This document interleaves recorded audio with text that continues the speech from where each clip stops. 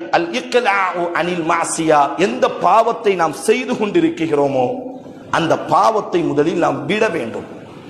இதுதான் முதல் நிபந்தனை. நம்மில் பல சகோதரர் வட்டி வாங்கிக் கொண்டே ரமதானினுடைய இரவுகளில் அழுது கொண்டிருப்பார்.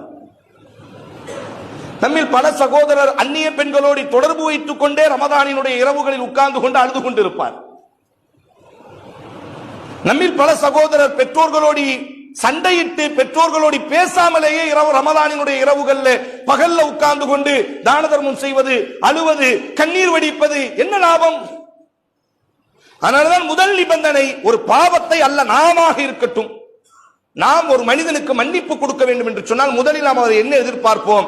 எதற்கு மன்னிப்பு கேட்கிறானோ அதை விட்டு அவன் முதலில் நீங்கி இருக்க வேண்டும். நம்ம கடையில் இருக்கக்கூடிய தொழிலாளி நம்ம கல்லால திருடிக்கிட்டே நம்மகிட்ட மன்னிப்பு கேட்டுக்கிட்டு இருக்கிறான்னா நம்ம மன்னிப்போமா மன்னிக்க மாட்டோமா? முதல்ல யோசிச்சு பாருங்க. அப்ப நம்ம யாரை ஏமாற்றுகிறோம்?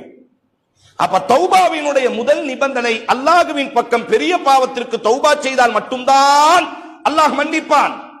அந்த தௌபாவிற்கென்று சில நிபந்தனைகள் இருக்கிறது. அதில் முதல் நிபந்தனை அல் இக்லாஉ அனில் மாசியா, பெரிய பாவத்திலிருந்து நாம் நீங்கி